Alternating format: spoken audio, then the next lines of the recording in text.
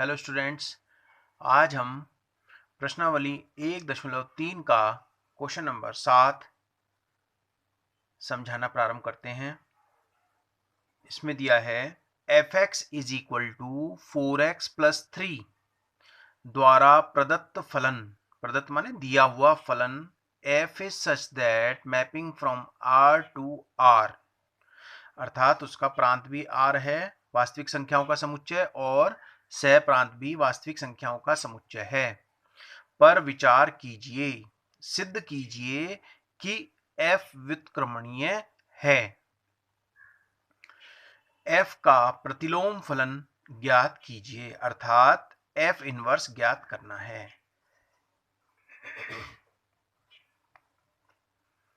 ठीक है, तो हम जानते हैं कि किसी फलन को व्युत्क्रमणीय सिद्ध करने के लिए मैंने आपको बताया था कि उसको एकैकी और आच्छादक सिद्ध करना पड़ता है। यदि कोई फलन एकैकी तथा आच्छादक है तो वो व्युत्क्रमणीय होगा, या कोई फलन व्युत्क्रमणीय है तो वो एकैकी और आच्छादक भी होगा। ठीक है, तो अब उसी चीज को ध्यान में रखते हुए सबसे पहले एकैकी सिद्ध करेंगे और फिर आच्छादक सिद्ध करेंगे। ठीक है, तो हमने फलन लिखा f(x) is equal to 4x plus 3। ठीक है, तो इसमें उसी तरह से करेंगे x1 के लिए और x2 के लिए, तो f(x1) is equal to f(x2). ठीक है, तो अगर इस तरह से सामान्य फलन दिया है तो हम इस तरह से हम इसको निकाल सकते हैं।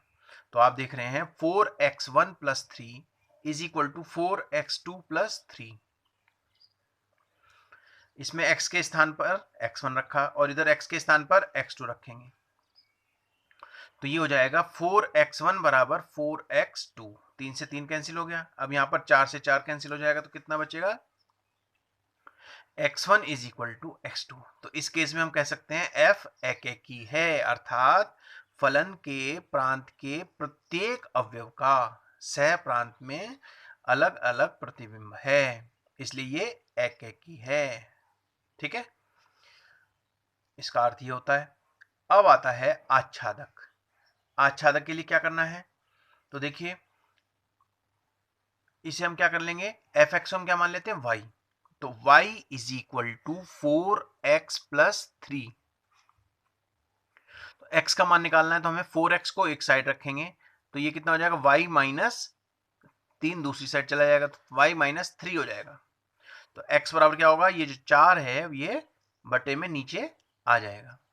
ठीक है, तो हम इसमें वही लाइन लिखते हैं, फलन f के सह प्रांत में कोई भी अवयव ऐसा नहीं है जो प्रांत के किसी ना किसी अवयव का प्रतिबिंब न हो, अतः f आच्छादक है।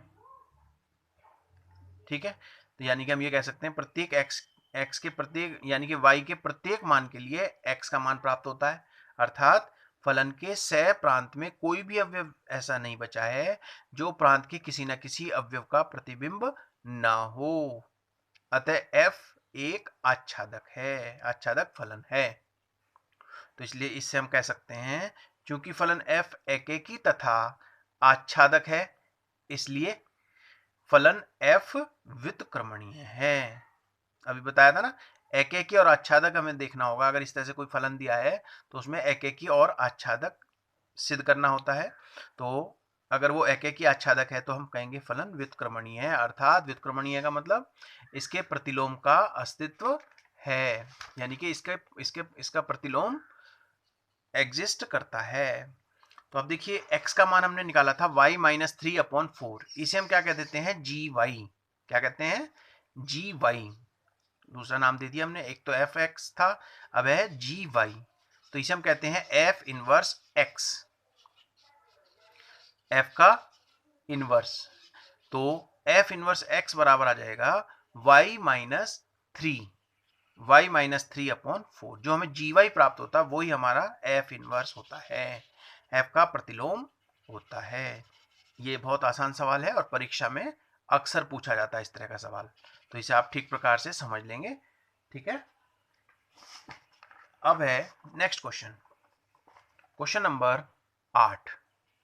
क्वेश्चन नंबर 8 क्या है देखिए, इसी तरह का सवाल है।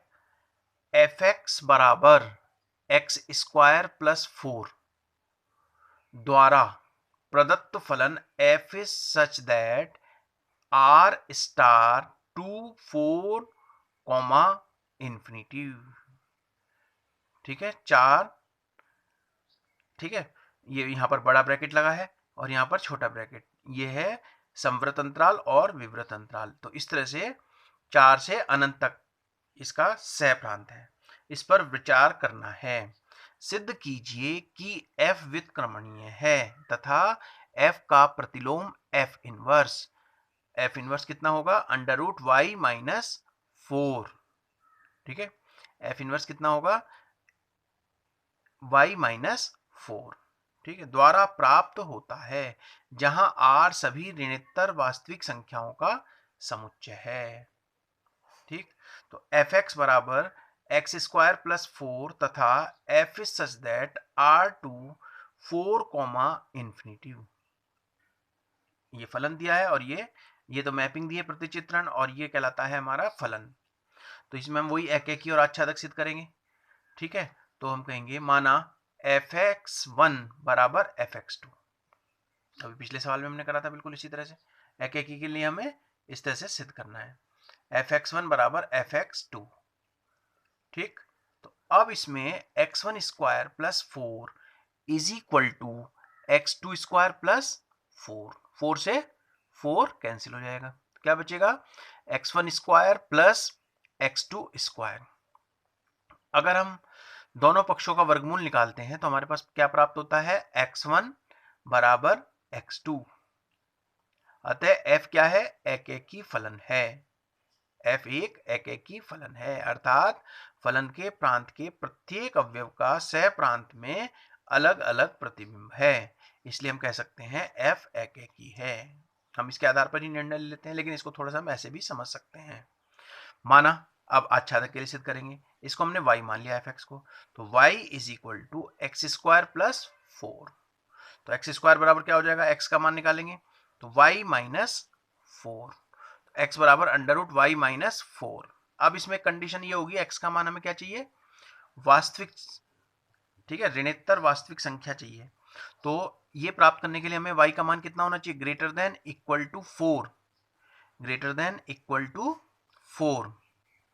ठीक है, तो ये हमें इसमें भी दिया हुआ है, देखिए ये भी दिया हुआ है ग्रेटर देन इक्वल टू 4, ये इसकी कंडीशन है। अगर कम हो गया तो ये क्या बन जाएगा, काल्पनिक संख्या बन जाता है। तो फलन f के, अब उसी तरह से लिखेंगे, फलन f के सह प्रांत में कोई भी अवयव ऐसा नहीं है जो प्रांत के किसी ना किसी अवयव का प्रतिबिंब न हो, अतः f आच्छादक है। तो f आच्छादक है, तो अब हम कहेंगे चूंकि फलन f एकेकी तथा आच्छादक है, इसलिए f व्युत्क्रमणीय फलन है। व्युत्क्रमणीय फलन का मतलब हुआ इसके f इनवर्स का अस्तित्व है। तो जो हम ये x का मान निकालते हैं इसे कहते हैं हम gy। तो f का प्रतिलोम कितना होगा, gy बराबर अंडर रूट y माइनस 4, यही हमारा f इनवर्स कहलाता है। ठीक है, इसको यही हमारा आंसर है।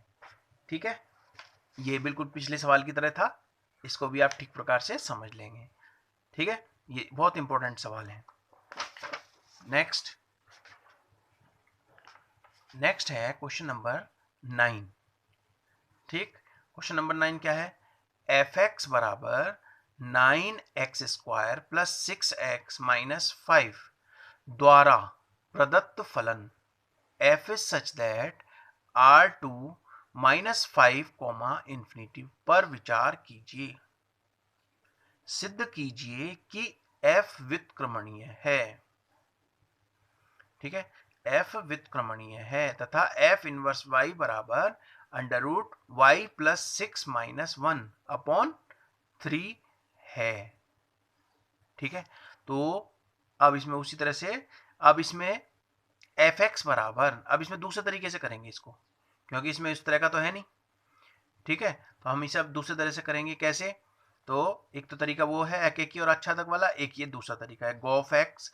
इसमें क्या करते हैं हम, इसमें हमें गॉफ एक्स का मान x के बराबर यानी कि आई एक्स जिसको कहते हैं, और फॉग y का मान आई वाई यानी कि y के बराबर आ जाए तो हम कहेंगे फलन व्युत्क्रमणीय है। ठीक है, उस केस में हम क्या कहते हैं, फलन व्युत्क्रमणीय है, और फिर उसका एफ इनवर्स का मान निकालते हैं। ये भी एक बहुत इंपॉर्टेंट सवाल है। ठीक है, तो देखिए ध्यान से समझेंगे। तो अब इसमें एफ एक्स लिख दिया हमने, एफ एक्स बराबर 9x² plus 6x minus 5, F x बराबर y 9x² plus 6x minus 5। तो y बराबर कितना हो जाएगा, 9x² प्लस 6x। अब इसको हम पूर्ण वर्ग बनाएंगे। पूर्ण वर्ग बनाने के लिए x का गुणांक कितना है, या हम इसको ऐसे कर सकते हैं 9x² प्लस 6x। ठीक है, तो कितना आएगा यहाँ पर, इसको हम बनाएंगे, इसका हो जाएगा इस वर्गमूल 3x², 3x। ठीक है, 3x प्लस 1, इसका वर्गमूल खोलेंगे तो कितना आएगा, 9x² प्लस 3 दूनी 6, 2ax होता है ना, तो यहाँ पर आ जाएगा 6x प्लस 1। अब हमने क्या करा, इसमें एक जोड़ा और एक घटाया। इसको बनाने के लिए हमने क्या करा, एक जोड़ा और एक घटाया। तो एक हमने इसमें जोड़ा और एक यहाँ घटाया, तो ये तो हो जाएगा 6 और यहाँ रह जाएगा 1। तो y इज इक्वल टू कितना हो जाएगा, 3x प्लस 1 का स्क्वायर माइनस 6। तो y 6 इधर आएगा, तो y plus 6 is equal to कितना हो जाएगा, 3x प्लस 1 का स्क्वायर, 3x प्लस 1 का होल स्क्वायर हो जाएगा। ठीक है, 6 चला गया हमारा दूसरी साइड, तो ये आ जाएगा 3x प्लस 1। इसको लेफ्ट में लाएंगे तो इधर ये वर्ग है, तो यहां पर क्या हो जाएगा, ये वर्गमूल आ जाएगा y प्लस 6। तो 3x बराबर कितना हो जाएगा, under root y plus 6 minus 1, 1 को हम दूसरी साइड ले गए, तो x इज इक्वल टू हो जाएगा under root y plus 6 minus 1 upon ये जो 3 था वो ये नीचे बटे में आ जाएगा। तो ये हो गया is equal to g y. ठीक, इसको हम जी वाई कहते हैं। अब हमें निकालना है गॉफ एक्स और फॉग वाई। तो गॉफ एक्स हमने फलनों का संयोजन बताया था आपको, तो जी ये ओ हट जाता है और यहाँ बड़ा ब्रैकेट लग के हम क्या लिख देते हैं, एफ एक्स। अब ये जी एफ एक्स का फलन हो जाएगा, तो जी एफ एक्स की जगह क्या लिखेंगे, उसी फलन को लिखेंगे 9x² प्लस 6x माइनस 5। ये हमारा एफ एक्स था, तो ये आ जाएगा जी। अब इसको हमने जो पूर्ण वर्ग बना के लिखा था वो क्या लिखा था, ये आया था 3x² लिखा था ना, ये 3x² 3x प्लस 1 का होल स्क्वायर माइनस 6। तो अब जहां पर अब gx क्या था, यानी कि g है ना, तो इसमें ये आया, अब इसमें रखना है मान हमें। ठीक है, तो अब इसमें जब मान रखेंगे तो x की जगह क्या रखना है, y की जगह ये रखना है। तो y की जगह हम रखेंगे तो y ये है, तो y की जगह हमने रखा 3x प्लस 1 का स्क्वायर होल स्क्वायर माइनस 6, और ये प्लस 6 यहाँ आगे है और माइनस अंडर रूट के बाहर है। ठीक है, सही है, अंडर रूट के बाहर है, तो ये आ जाएगा हमारे पास अंडर रूट 3x प्लस 1 का whole square minus 6 plus 6 minus 1 upon 3। ठीक है, इस 6 से ये 6 कट जाएगा, तो हमारे पास क्या बचेगा, अंडर रूट 3x प्लस 1 का होल स्क्वायर, और ये माइनस 1 है बाहर है, अपॉन 3। तो अब आप अगर इसका वर्गमूल निकालेंगे तो क्या होगा, ये वर्ग हट जाएगा, तो ये आ जाएगा 3x plus 1 minus 1 upon 3 is equal to 3x upon 1 से 1 कैंसिल हो जाएगा, तो ये क्या बचेगा यहाँ पर 3x प्लस 3x अपॉन 3 बचेगा। 3 से 3 कैंसिल होगा तो कितना आ जाएगा, x आ गया, तो इसे हम क्या कहते हैं, आई एक्स। क्या कहते हैं, आई एक्स। ठीक है, तो ये हो गया आई एक्स। अब इसके बाद फॉग y निकालेंगे। फॉग वाई निकालने के लिए क्या करेंगे, देखिए फॉग वाई में उसी तरह से करेंगे, दो फलनों का संयोजन है। फॉग वाई में एफ ओ हटाएंगे तो यहां पर बड़ा ब्रैकेट लग के जी वाई आ जाएगा। अब जी वाई का मान रख दिया हमने under root y plus 6 minus 1 upon 3। ठीक है, जी वाई का मान हमने ये निकाला था। ठीक, अब एफ एक्स क्या है, एफ एक्स क्या था, एफ एक्स हमने हमारा था, हमने जो पूर्ण वर्ग बनाया था वो कितना आया था 3x प्लस 1, 3x प्लस 1 का स्क्वायर माइनस 6। तो अब x की जगह क्या लिखना है, यहां पर ये पूरा मान लिखना है, पूरे फलन का मान लिखना है। तो ये x की जगह रखा under root y plus 6 minus 1, y plus 6 का under root minus 1 upon 3 plus 1, 3x plus 1 का होल स्क्वायर माइनस 6, राइट। तो अब ये आ जाएगा, अब इसको सॉल्व करेंगे तो ये 3 से ये 3 कैंसिल हो जाएगा। ठीक, तो यहां क्या बचेगा under root y plus 6 minus 1 plus 1 का होल स्क्वायर माइनस 6। अब आप देख रहे हैं इस 1 से ये 1 कैंसिल हो गया। ठीक, तो यहां बचेगा हमारे पास, ये बचा अंडर रूट वाई प्लस 6 का होल स्क्वायर बचेगा माइनस 6। तो अब इसका जब वर्क करेंगे तो ये अंडर रूट हट जाएगा, ये हम सब जानते हैं। यहां आ जाएगा हमारे पास y प्लस 6 माइनस 6 से 6 कैंसिल हो जाएगा। तो यहां क्या बचेगा y, जिसको हम आई वाई बोलते हैं।